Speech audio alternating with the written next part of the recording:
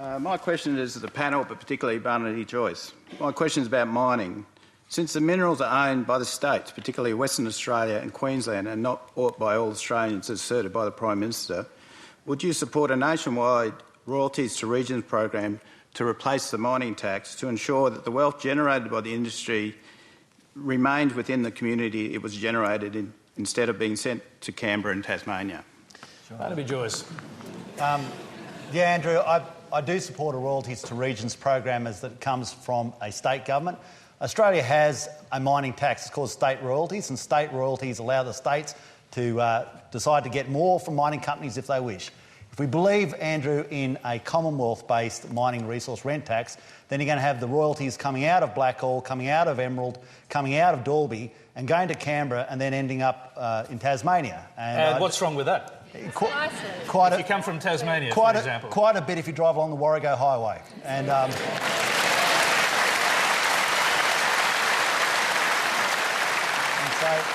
so we've got to try and make sure that we get some of this wealth back into the area from where it came from, and that's why I do support a royalties to region on a state-based tax. So that's a policy, is it? Yeah, we passed at the last LNP conference. OK. Simon Crean. Well, I don't think that regions should just be restricted to getting their entitlement from royalties alone. I think regional development requires the government to understand the significance of regions and allocate resources accordingly. I also fundamentally believe in the importance of partnerships in developing it. And just coming back to the question, the truth is the resources are owned by the nation. It's true that mining companies are entitled to a fair share in terms of their return, but so too is the nation. And what we've tried to do with the minerals resource rent tax is to take the proceeds of the boom and redistribute them so that other parts of the country can make their adjustment in economic terms. So I'm for the regions getting a better share, because in a patchwork economy, the regions are the patches, all of them are different, and all of them should be entitled to identify their priority, provided it stacks up. But Simon, your idea of regions is regions are anywhere in Australia. Your biggest expenditure so far has been in the regional area of Perth, where you spent $480 million on a ring road. I mean, where in Australia is not a region under your policy? Well, I think that if you want to be honest, regions apply everywhere across the country. Yeah, I think well, there's a different... That's a nothing statement. Just hang on a sec. I'd like to hear from the rest of our panellists. Georgie Somerset. Thanks, Tony, and thanks for the question, Andrew. I think it's a really good point to make that when we earn an income in a region and in a regional community, which is not an urban community, we need to return that investment. But it's not just about economics. It's actually also about building the social infrastructure and the community fabric, and to make sure that we've got schools and hospitals and the sort of lifestyle that is going to attract people to come and live and work in our regions, and returning some of the investment to that. So we do need the roads, we do need the transport infrastructure, but we also need the social infrastructure and the fabric that has to be funded. What do you think about this, returning some of it to a country, or to a state, I should say, that doesn't actually have much in the way of mineral wealth like Tasmania, since we are part of a nation? We are part of a nation, but I think it's really important that at the moment there are enormous patches that are producing the wealth that is carrying a lot of the country, and there is not the investment being returned to those regions at the moment. Christine Milne. Well,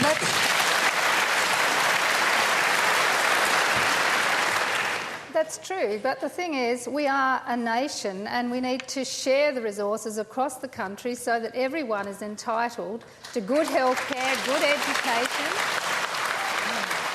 We cannot operate on the basis that the wealth comes from one place and all of it goes back to there, or we have a group of mining magnates who expect to maximise the benefit for themselves. This is about redistributing the best of what we have in the national interest. That is what we should be doing, and so I don't agree with this idea that particular states should get back the majority of that wealth. We need to make sure we share it, and that's why, for example, when we had Cyclone Yasi, extreme weather events, we had a flood levy across the country to help those areas affected, and the whole nation got behind that, and that's the way we need to think.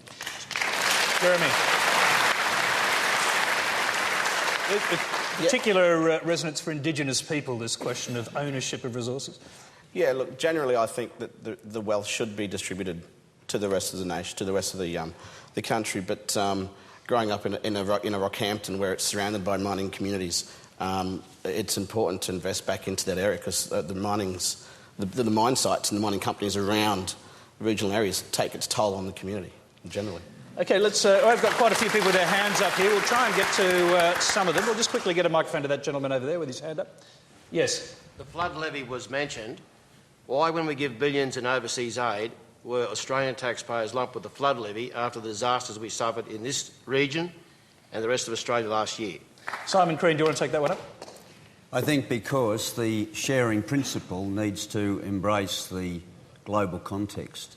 Australia gets significant advantage from its ability to trade with the rest of the world. It's been in our interests, in my view, to open trade, but you can't expect other countries to open trade unless you build their capability. That's what the aid commitment is about. It's not to say that we don't make the commitment here, that the proportion that we commit in terms of overseas aid is a very small proportion but necessary proportion of our GDP. Maybe just briefly on this, a philosophical question really about what our responsibility is as a nation. I think we do have a duty to help other people around the world, but I prefer we did it with our money, not with borrowed money, because we haven't got any money anymore because we're in so much debt. And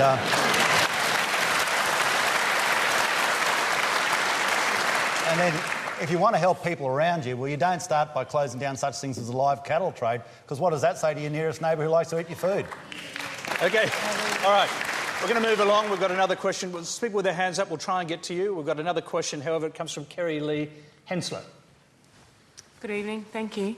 I'd like to know why it's necessary for you as our elected politicians to sell off large swathes of our country to foreign investment, whether it be for mining or for agriculture. Is that actually in our best interests? And my other part to that is that we as foreigners cannot go into any other country around the world, whether it be Germany or England or South Africa, and buy up land there freely for our own interest. So is Australia for sale to everyone else? Simon Crean, let's start with you. No, Australia is not for sale to anyone else, but foreign investment has been essential to develop this country to the point it's at today.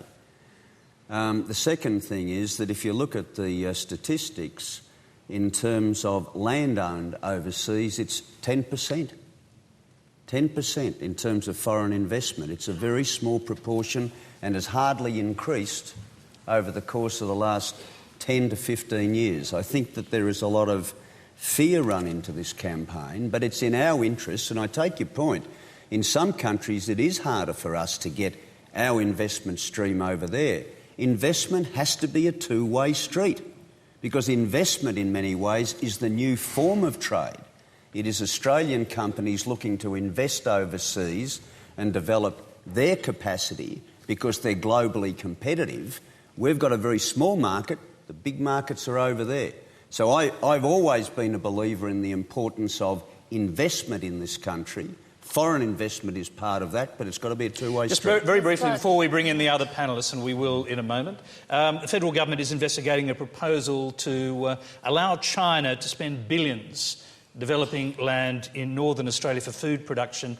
Would that land be leased or sold, first of all? Well, it depends on where the discussions go, but this is up in the Ord, amongst other things. It's open for Australian investors. It's had difficulty attracting that level of investment, and I think it is very important that we consider these issues, because food security isn't just about us, Tony.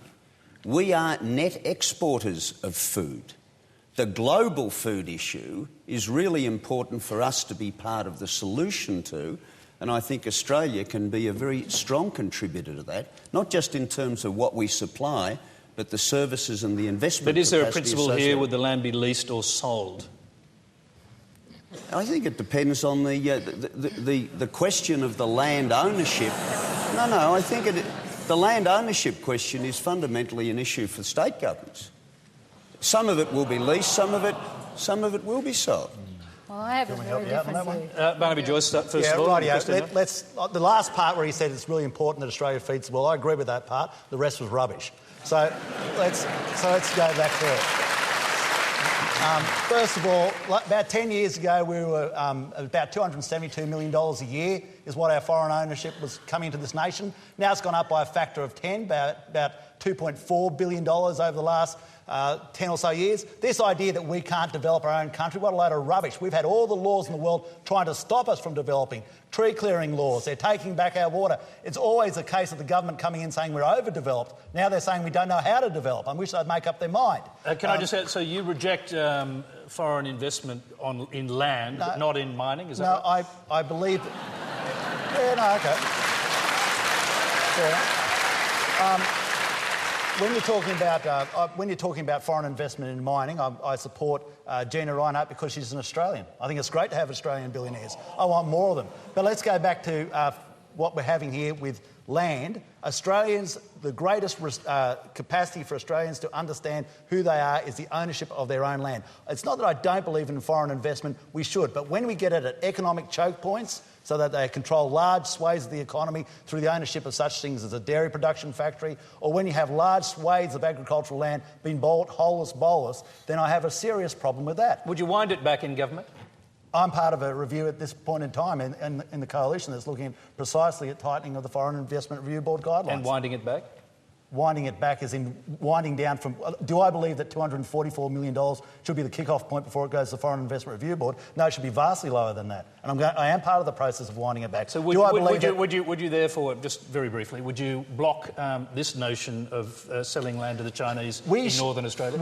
It's your final alternative. We did have the policies in the past to attract people to invest in agricultural land. We have gone for the lazy option. We've got Mr Craig Emerson overseas basically helping China facilitate state-owned enterprises to come in, buy up land, and we've got Bob Hawke as their real estate agent. I don't think that's the right way to go. So can I just ask Mr Joyce that if he argues that we should lower the threshold, why is it that his government entered a free trade agreement with the United States that raised the threshold to $1 billion before it was reviewed? And if you're going to do it for the US, you've got to have a consistency approach to that. You can't just pick and choose in this game. There's got to be a consistency of approach. That's where politicians get into difficulty, when they try and be selective, not consistent. I don't think I was in Parliament when that happened. Let's hear from Christine Milne. She's trying to get in on this discussion. Well, one of the very interesting things that's happened in recent years is that it's no longer about trade, it's about outsourcing food production to send that food back to the country that owns the land. That's what's changed, and that's why we need to change our policies accordingly. So, for example, when China, the Saudis, the Qataris, etc., couldn't buy food because there was such food scarcity, they realised that they had to go and buy land and water overseas to feed their own people, and that's what they're trying to do. It's called land grabbing around the world, and it is something Australia would be extremely naive if we didn't actually understand. This is no longer about trade, it's about protecting our ability to grow food here in this country for ourselves and to maximise the export overseas. Okay. So I think we've got to change our policies to recognise that the world has changed, and we would be very naive to be selling off large tracts of land and water to anyone.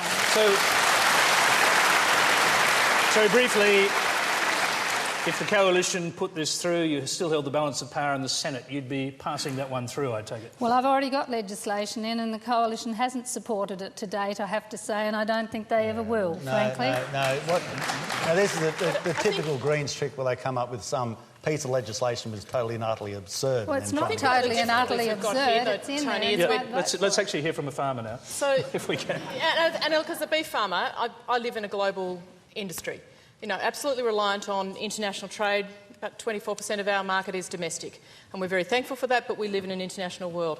I think that for time immemorial, our industry has been developed by overseas investment, and there are partnerships that can be had. We have worked in partnership before, and the concept of leasing and managing the land but still owning the land in Australia, I think, is a very workable solution, and I think there's a lot of people wanting to explore that option of leasing but still owning it. And the same thing happened with Hong Kong.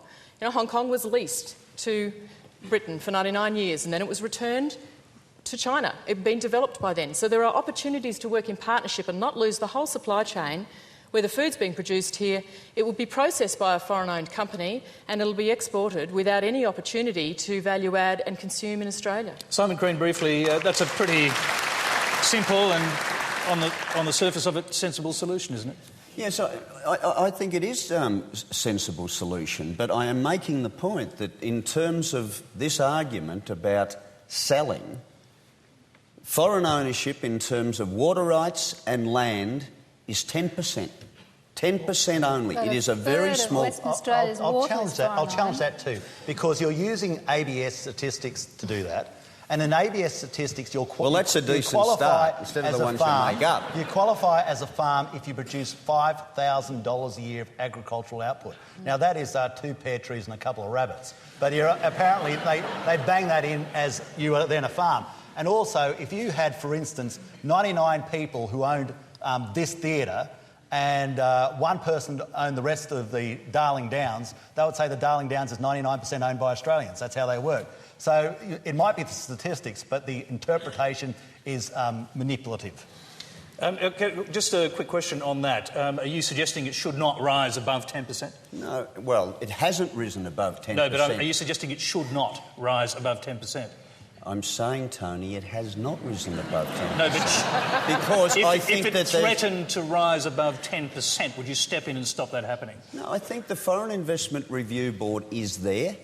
It is there if national interest is threatened. I think it's national. The Foreign Investment Review Board has never said no to an agricultural purchase in the time of its existence. So that is like the Venus de Milo as wicketkeeper Australia. Looks good, catches nothing.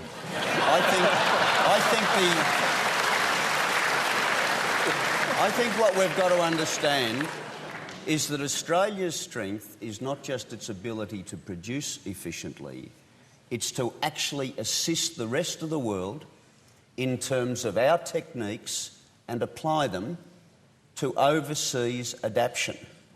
If what that means has been indicated, that what we need is partnerships here, and I think it is perfectly sensible to think of it in terms of leasehold arrangements. But if it is possible to develop those partnerships, that's exactly what we should be doing. And we should be trying to argue that we should have the ability to invest and get access to investment overseas. But I can have a good relationship with my neighbour without selling them my house. Can I just hear from... I want to hear from another member of the panel, Jeremy Maru. As Eddie Mabo's grand-nephew, do you have a different perspective on land ownership? Well, I guess the advantage, and we're so lucky we get to sit around here and talk about foreign investors coming over and investing in our land. Unfortunately, 200 years ago, the Aboriginal Indigenous people didn't get to have this conversation, and it happened anyhow.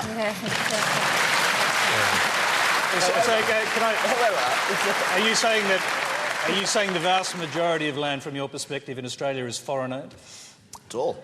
No, it's definitely not. Look, I think if the land's not being used for anything specifically now, which is what the land we're talking about, why not get foreign investors to come over? If they're going to build, they're going to provide infrastructure and jobs in regional Queensland, then for me, it's a no-brainer. As long as it's leased. I don't think we should as long as it's leased. OK, let's move along. You're watching Q&As live from the Empire Theatre in Toowoomba. The next question comes from Bill Lufton. Thank you, Tony. My question to the panel, we've already seen the impact of fly-in, fly-out workers in regional Australia.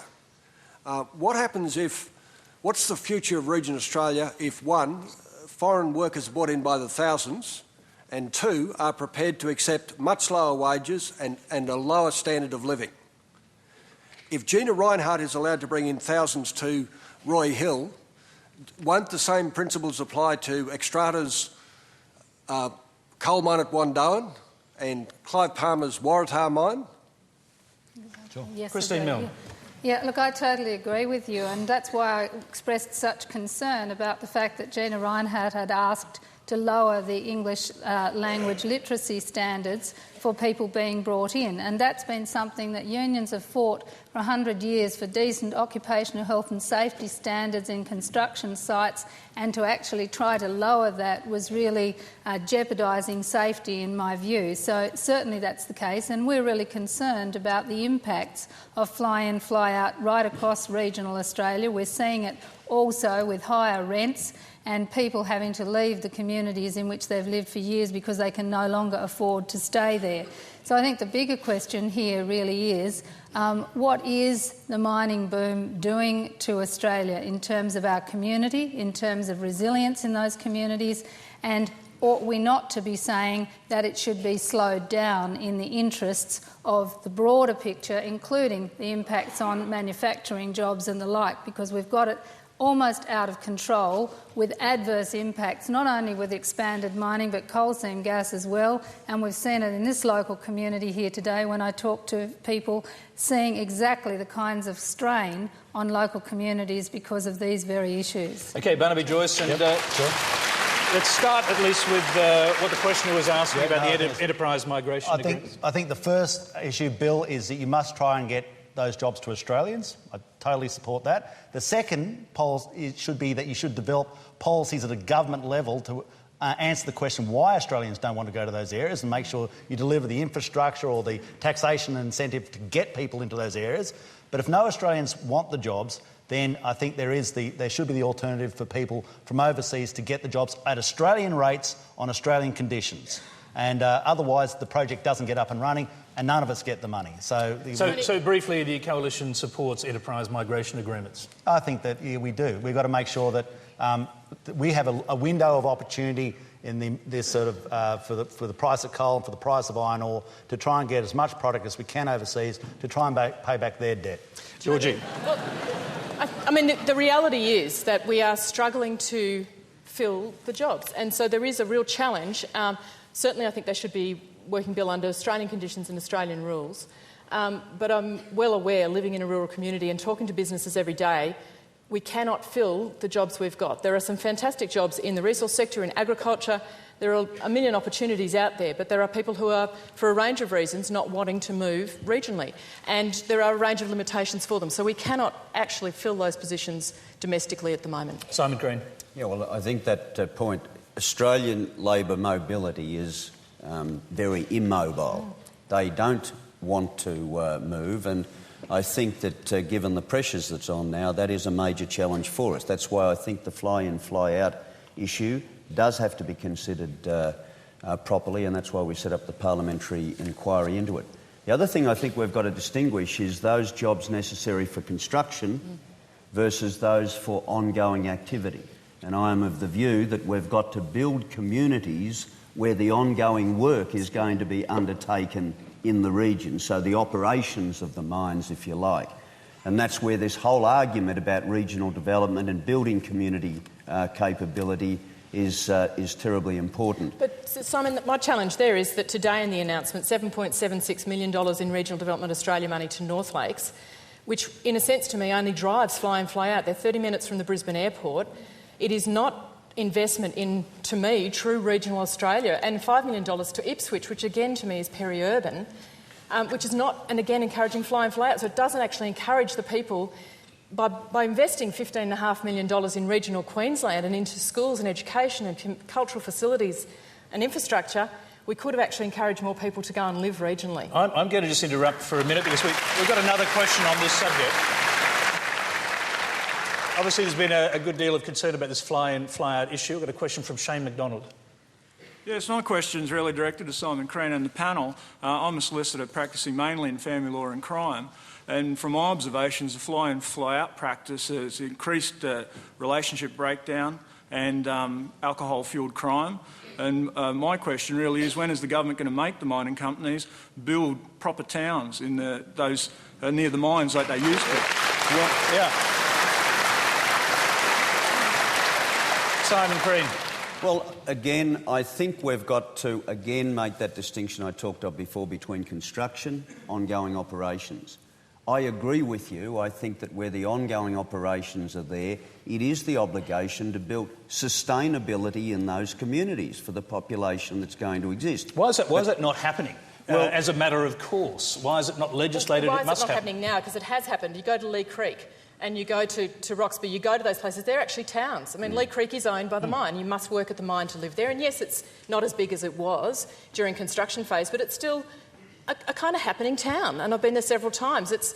Why is it not happening now when it used to happen? I guess that's the change in policy, in that we've taken away that... Because I think the magnitude of the investment that we're going through is just enormous. But I don't understand this. If the investment is so big that they can't put investment into building infrastructure in towns... No, but, Tony... That doesn't make sense.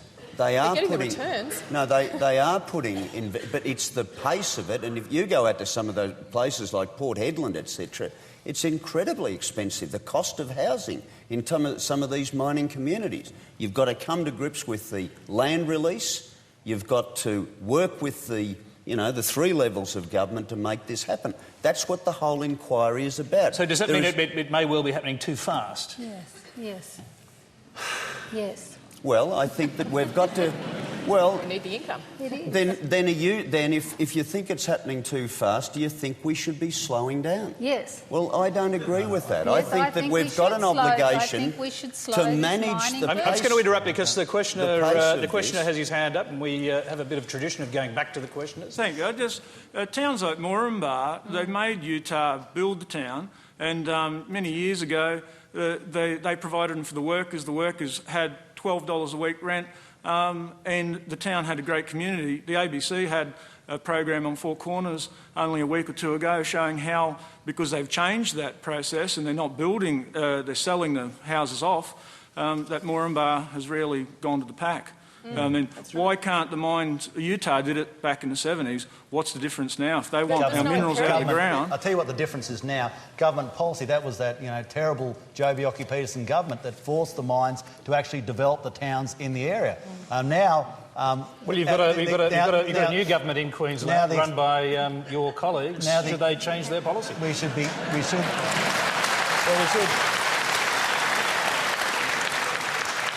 That's a fair question, and that's why we pass things as royalties to regions. That's why we believe in such things, and we took to the last election a trial of zonal taxation.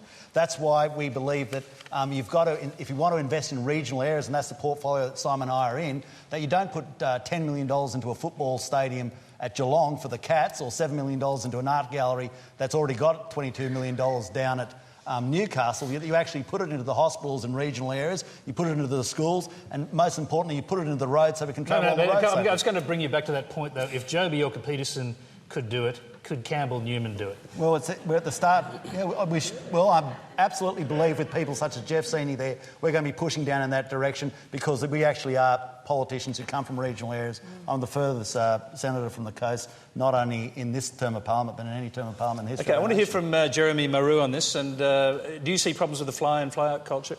Yeah, well, I see it as a double-edged sword. I mean, you pull back the fly-in, fly-outs, you're not going to get people to go to the regions because they want to live in your Brisbanes and Sydney and Melbournes and fly in and out of the smaller communities. So there are really complex issues here, but a lot of these mines exist right next to Indigenous communities where there's very high levels of unemployment. Oh, definitely.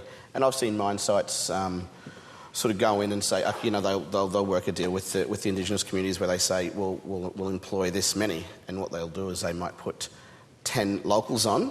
They're on for a month, and they've all quit. So they've ticked all their quota, and then they can move on. Can I just support Simon in one thing, though, he did say? I think it's important so I'm not ducking away. The question about whether we should do the development now or export the produce now, we should. 3 years before iron ore was at $187 a tonne, it was at about $20 a tonne. And about 3 years before coke and coal was at $330 a tonne, it was about $40 a tonne. If you think the prices where they are, they're going to stay there and you're going to get the money that you're going to get, you're not. It's going to go. We have a window, we've got to make the most of it. OK, we've got a gentleman down there with his hand up, and I'm going to go to you, sir. Yeah, it's one thing to talk about building... Can you stand up, is that possible? Oh, sorry. It's one thing to talk about building communities, but we've got a town in this region that's virtually been wiped off the face of the map by mining, Ackland. What do you say to the... What do you say to the one remaining person that's living there who's refusing to move? What about the social effect on that town and everybody that used to live there? Georgie, do you want to get into that? Oh, well, I think it's been really a really difficult situation in Ackland, and I think it's a case study for what not to do. And I think it's a good point in time. And I mean, fortunately, people are trying to capture the history of Ackland because it does stand as what went wrong. What went wrong? It's one of those case studies that I think people will look at for time immemorial. I think the damage on the community, certainly hasn't finished. That it's not just about the one person there; it's also about the sustainable cropping land and the grazing country around there that's now being impacted by those mines, the way that was all managed and the restrictions were not put in place. And if that does come back to state legislation, then I hope that we can get some changes around that, Barnaby, with the Coordinator-General, because they're really significant. When you see a town like Ackland go, or you see the number of work camps that appear in a town, but I don't see the towns actually benefiting. And this is the community I was talking about before. We don't have guys able to be part of the sporting team because the shifts don't allow it. We don't have the women and the children, we don't have the investment in schools and hospitals. So it's this ongoing thing that people go, well, we don't want to actually go and live there because it's got 4 or 5 work camps outside it, or it's been completely stripped away. So I think we need to really learn from our past experiences and build upon it and build a different future. I'm going to finish this section. I want to hear from Simon Crean responding to, on either side of you, you're hearing stories, one about Indigenous communities where they're not, evidently not the potential labour is not being used properly, and then on the other side you're hearing about another community where similar things have happened. Well, I think with the Indigenous community it's terribly important to engage them and develop the ability for them to participate in the growth that's happening out there. In some cases that might be fly in, fly out, where they want to stay in their community, go and work in the same way as you've talked about people who want to live in Brisbane or Sydney and go up and work. But I think that the bigger issue is to really work in partnership, not just with the mining companies, but with the land councils themselves. The money that they're getting out of their royalties, if you like, can we build the partnership that builds sustainable jobs, training people, particularly in issues that they know best, the land, and working around that. So far as Georgie's point is concerned, I agree absolutely. I think that we do need to learn the lessons of what went wrong, but we've got to have a new partnership, a partnership that, as much as I think the economic development is important, because unless you're creating wealth in this country, you can't distribute the benefits. But the benefits have to be seen more than just in money terms. They have to be the social terms. They have to be the livability in communities, and that's what we've got to build the new partnership for. But that's not happening. That's the whole point. There were 54 farms around that area of Ackland, and they've gone. That's the whole point. And that whole community was destroyed by the expansion of the mining industry there, and it's happening now with coal seam gas. So you say a new partnership, farmers can't say no.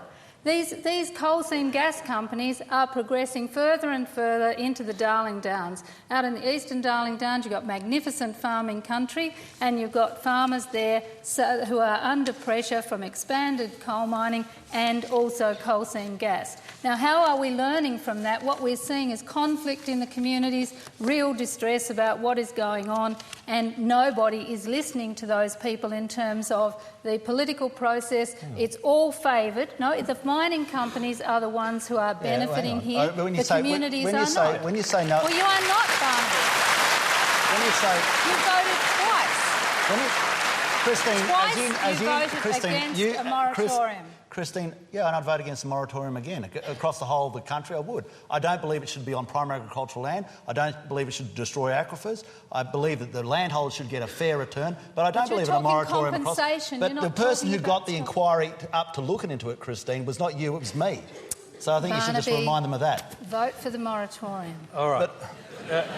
We're going to change course. Well, actually, there's a lady out there who's patiently had a hand up for a while. I'm just going to go to you, the lady in the red there. I just have a comment. We can't eat profits and we can't drink dollars, which is what's happening with the coal seam gas.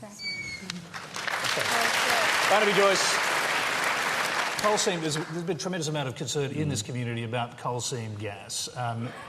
What would you propose doing about it? Well, I think you'd see it on the Senate report that I got and the Senate inquiry, which I got up, which I'll have to acknowledge Fiona Nash, who had to give up her chairman of a committee so that in our trade to get that inquiry up and running, which had an hearing in Roma and also had one in Dalby. I'm sure there's people here who went to that. It got the chance to take this thing from the middle pages to the front pages. I've clearly said I don't believe it should be on primary agricultural land. I've said it in every statement and it's in the Senate report. I don't believe it should destroy aquifers. I believe that the landholder, which is in some cases we're getting a case of beer per wellhead, sometimes $240, should get a fair return. In the dissenting report, I said, in the additional comments, I believe they should get 1% of the gross from the wellheads. Some of these wellheads earn $30,000 a day. The best of them earn $1 million a day. Now, primary agricultural land, I've been part of the process within the LNP that's tried to start excluding areas. We've got the scenic rim out. We're talking about buffers, where all the time we had the cessation of the next stage of development of Ackland. So these are the areas where you can judge me by my actions of what I'm trying to do. I've hardly been a wallflower or silent on this issue. I think they're good points, Barnaby, and I think there has been a chance for people to be heard. One of the challenges that I think Christine's talking about is that the people affected, who are the landholders, really feel under the pump consistently by the companies. And where I think we're falling down is finding, and again I come back to the finding a new way, but actually helping to, so the landholders can actually negotiate from a position of strength. And so they're supported and they're assisted to have the skills and the backup to find a way that can make these businesses work side by side. We need both the resource sector and we need agriculture. We can't afford to lose either in terms of our economy, and I think that we have both opportunities there. But we have to find a way forward that is not so adversarial, that is not all towards the large companies, whether they be a large agricultural company that can afford to do the negotiation or a large mining company. We've got to support the people who are going in to do the negotiation so that they actually feel as though they can make it work. I agree. And what came out through that Senate inquiry was some of the absolutely overbearing and ogreous position of these mining companies, giving people an hour's legal fees, $240 or $250 as they dealt with a company worth billions. It was absurd. But this is how we start down this process of trying to get a better outcome. We can't get it overnight, but we're moving step by step. And remember, I'm in opposition. All right, we're going to move on to other subjects. This is Q&A. It's live from Toowoomba in southeastern Queensland. The next question comes from Richard Armitage. Thank you. The relentless push to bring so-called equality to marriage for same-sex couples has now started to overflow into marriage equality for polygamy as seen as Islamic, African and Aboriginal cultures. How long do you think it will be until we start to see groups pushing for pre-arranged child weddings, similar to India's cultures, and even less desirably, incestuous and paedophilic groups who are already using the very same arguments that are now being used for so-called same-sex marriage? Jeremy, can I start with you?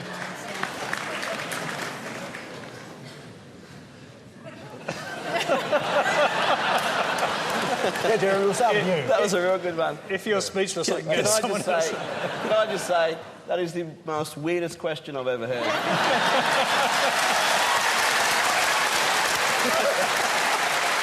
I'll hand it straight over to Simon.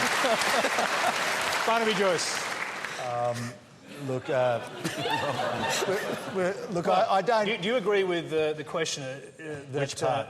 Well, the essence of the question is that same-sex marriage is the thin edge of a wedge.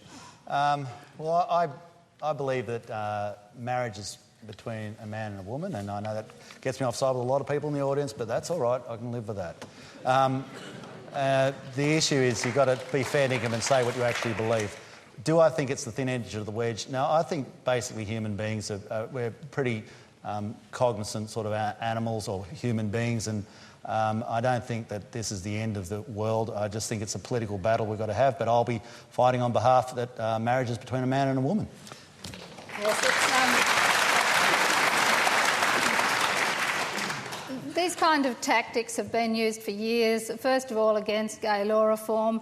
It was argued back when I campaigned for gay law reform in Tasmania that if we achieved it, then we'd have pedophiles running around the streets of Hobart and so on and so forth. Now we are at the point of achieving marriage equality in Australia, and so the opponents are now coming out with these kinds of nonsense questions and ideas, and it's all being perpetrated. Interestingly, the person who pushes it mostly in the press is Michaela Cash from Western Australia. I think that's interesting. Okay, I'm going to interrupt because the question's got his hand up. I'll just let him come back. Yes, go ahead. The first, I believe, this argument was made was with the accepting of de facto relationships leading to homosexual marriage. I think what you're going to see, though, I mean, ultimately, all institutions starts at the family. If families basically bring up their children, they will give them the strength to have their belief structure, and if their belief structure is worthwhile, the kids will follow it, and if they don't think it's worthwhile, then they'll pick something else. We'll just quickly go to another perspective, another completely different perspective from Joel Oborne. Thanks, Tony. Queensland is the only state to still have the so-called gay panic as a legal defence for abuse, assault and discrimination. My question is, how long is it going to be until Queensland repeals this law? Queensland is the only state that still has it as a legal defence in a court. I am a Queenslander. It makes me feel unsafe in my own state. I just want to know when my state is going to stop treating me like a second-class citizen.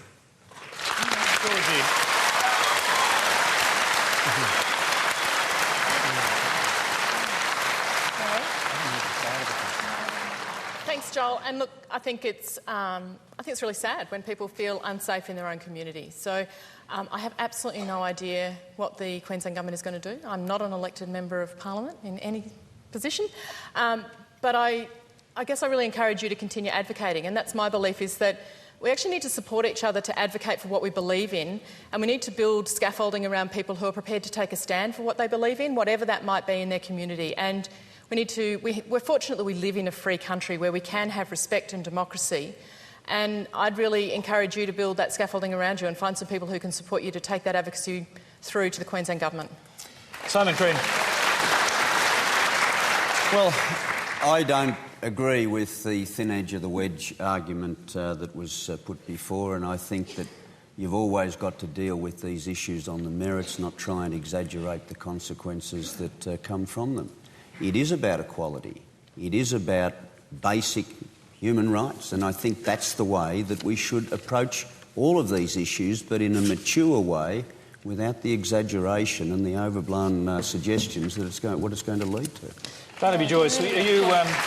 I'll hear from you in a minute, Christine. Are you sort of surprised or even shocked to hear that a Queenslander could feel in danger? Well, because of their sexuality? Well, I think that the days where there's not somebody in someone's family or close associate who's gay is gone. I honestly don't see it. I just treat, and I think everybody treats everybody as they come. I don't think it's unusual anymore. But if those laws still exist, should they be changed? Well, to be honest, I'm not aware of them. So, Christine? They're there. Well, they should be changed because we cannot have discrimination of that kind at all in Australia, and we need to move to marriage equality to get rid of this discrimination once and for all. So I congratulate you for standing. Okay, let's move on to another subject. We've got a question from Neville Hunt. Yeah, I'd like to pose a question on native title. I work on consulting on pastoral lease renewals, and I've noticed that the sort of attitude of pastoralists has shifted now towards sort of being able to live with native title. And but the Aboriginal organisations still seem to be a bit sort of distrustful. And I think it's sort of hampering the results. Like we've got terrific outcomes from native title in the Ord and at Broome, and they've demonstrated real opportunities through the native title process. But in Queensland, connections are a bit more sort of weaker, I suppose, than in the Kimberley societies. My question is, how can we achieve Indigenous advancement through the native title process when the focus tends to be on the economic benefits rather than on re-establishing connection to country? Jeremy, do you want to pick that one up? Yeah, I think, it's been 20 years and when Eddie Mabo set out to conquer the native title argument, he never intended it to be money. It was about Murray Island, it was about a parcel of land surrounded by water. Native title is a bit weird now, but I agree with you where you sort of say that Aboriginal, native title and pastoral landowners are starting to get along. It's not a scary thing to have native title or cultural heritage over your property, and we're starting to get along, and I think it's a great thing. Georgie? Yeah, look, I completely agree, and I think the hysteria that was whipped up 20 years ago, we've moved a long way from that. But I find it very frustrating that the media continues to perpetuate exactly the point that Neville was making, that we're not making progress. I know, I think it was last week, at Anna Plains Station in Western Australia, a fantastic outcome, 150 people there to celebrate, but it took 15 years. The court is now saying we need to resolve these things in 5 years. I actually think the landholders and the producers are very willing to resolve these things, and we need to view this as a partnership and work forward. Again, just about partnerships and moving forward together. Now, a picture back 20 years ago, I mean, did you have the same views then? Or were you also caught up in the arguments against? No, look, I think I've been really fortunate. I've actually grown up with a connection with Aboriginal people over the years through family and through people that we've worked with. So I think that I could often see through the hype and the headlines of what was being misconstrued in urban media, and I think that rurally there is a great understanding and there are some great partnerships and a lot of people working together. I think one of the issues now, though, to be honest, is native title issues have the confusion between different native title groups. Like in my area, it might be the Kamilaroi people, the Marandangi people, and their debate about who owns or who has right over a certain area. And I think that you've got to be careful before you start diving into that space saying you're going to work it out overnight for them. Very briefly, we're at the anniversary, 20 years. 20 years ago, did you hold a different view about what native title would bring? Yeah, definitely. Yeah, I had real concerns, but our family also owned a place at one stage with 5 native title claims over it, so you could understand our position that we had concerns that we were about to possibly lose the place. But you've resolved that none of that was ever going to happen? I'll be honest, one of the strongest advocates for the Indigenous people in my family was my mother, who used to always remind me that we weren't the best tenants on their land at times. Very briefly, too, and you can both pick up this issue, but it was raised in a few questions, haven't had time to go to them, but should there be an Eddie Mabo Day? Should that be celebrated and an anniversary? I think so, but I also want to say that I think it's been a lot slower than people anticipated 20 years ago to get this justice for Indigenous people, and that's why this is the opportunity now, 20 years on, to reverse the onus of proof. And so instead of having to prove that you have had the continuous connection to land, it should be assumed that you have, and somebody else has to prove that you haven't. And I think that's one of the big reforms that we could honour Eddie Mabo by actually moving on that now, and the Greens are going to do that. Simon Crean, very briefly on this. I think we've made enormous headway. The fear that was there, I think people have now seen was not well-founded. I think there has been a lot of goodwill, and I've got no problem with an Eddie Mabo Day, but we've got to keep pushing the agenda. And I still think in terms of Indigenous communities, as much as there's a lot of the social closing of the gap, the key to it is assisting Indigenous communities develop economic activity, and I think that we have to be active in that engagement because that is really what's going to make the big change, but developing economic activity that does reinforce this connection with the land. Yeah. Brief one, Jeremy, do you think Eddie Mabo would want an Eddie Mabo Day? Oh, definitely. He actually said that on his deathbed, so definitely. Before it was actually passed. I like how you say assist the Indigenous communities, as long as it's assist, not intervene. Absolutely. So as long as we keep that. Okay. Yeah. You're watching Q&A. We're quickly running out of time. The next question comes from Margaret Ann McCormack. My question is to everyone here. I was just wondering if any of the members of the panel, if you actually drove up the Toowoomba Range yourself. I'm finished. Or if someone drove you. Now, we've had both the Liberal and Labor governments, and they've promised a great lot, but they haven't yet found the money to build the bypass. So my question is, if the Greens held the balance of power, would the range get built? Okay. Briefly, Georgie, like just about anyone who's been in and out of Toowoomba, I've been up this dreadful road too, but for the national audience, just a quick sketch as to what we're talking about. To get from Brisbane to Toowoomba, you need to come up the Toowoomba Range. To get from Western Queensland to Brisbane, you need to go down the Toowoomba Range. When the Toowoomba Range was closed during the floods, it was very difficult to get east. In fact, it was next to impossible. And I, for one, who has travelled that road for 45 years, cannot understand why the bypass has not occurred. The amount of investment and infrastructure that has occurred west of the range, the amount of product that we produce, the resource sector, the agricultural sector, we have a booming industry and we need to get that out to port. Okay, Simon Crean. All right. Minister for Regional Australia, can you fix this problem? Come on, Simon. Not Come over tonight. us, mate. Come over us. Not tonight. 15 million would have helped, Simon. We've had the... Can you promise to fix it? I'm not too sure that the 15 million would have. I mean, it seems to me that this is one of those things in terms of infrastructure development... That never gets where done. there is... No.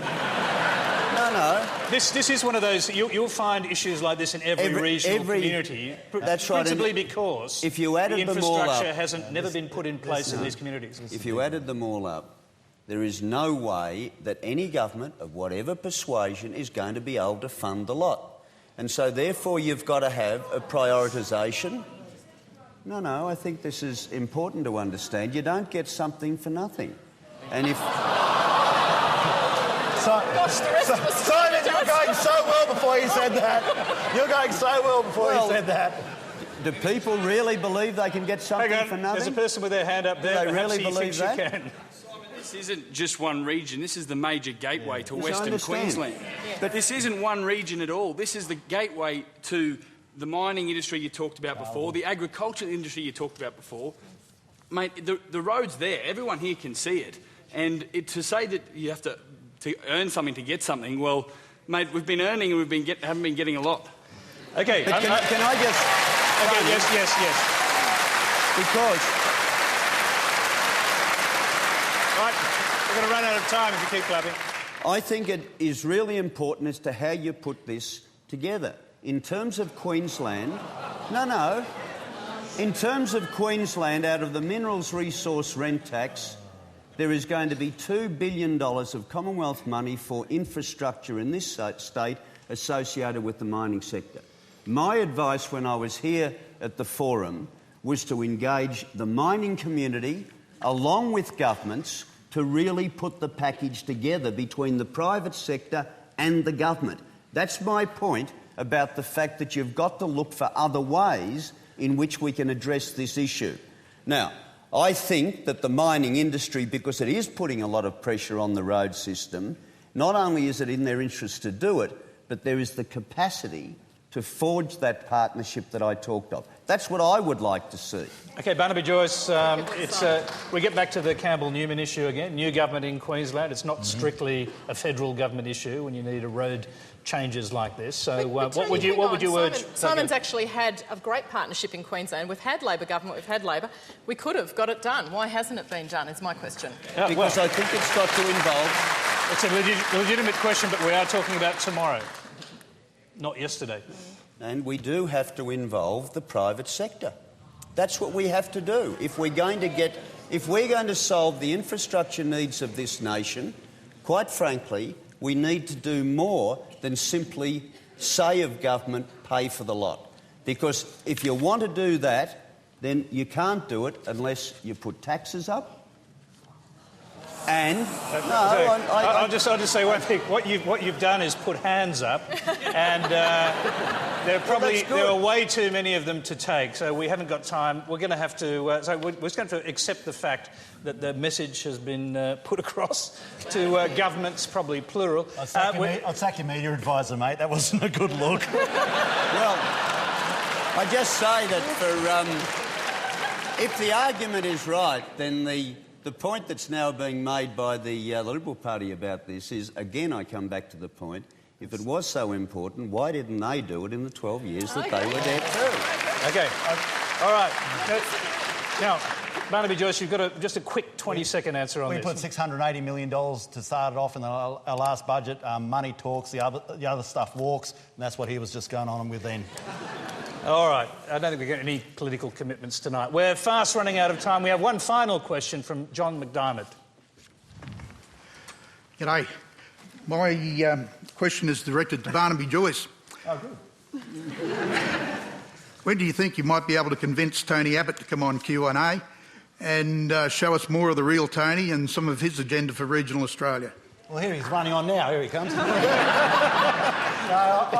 I'm sure. He moves too fast for you to have seen it. He'd run out of the road. I'm sure Tony would love to do it, but look, this is how it works. If they get a gig where it's only, Julia and Tony, then Tony wants a gig where it's just Tony and Tony. And if you want to have everybody on... No. He's been offered on numerous occasions, Tony and Tony, so that's the question that's really being offered up here. I'll take it up with him. There you go. All right, And OK. he lock the doors because he runs for them. All right, I'm sorry, we are out of time. Please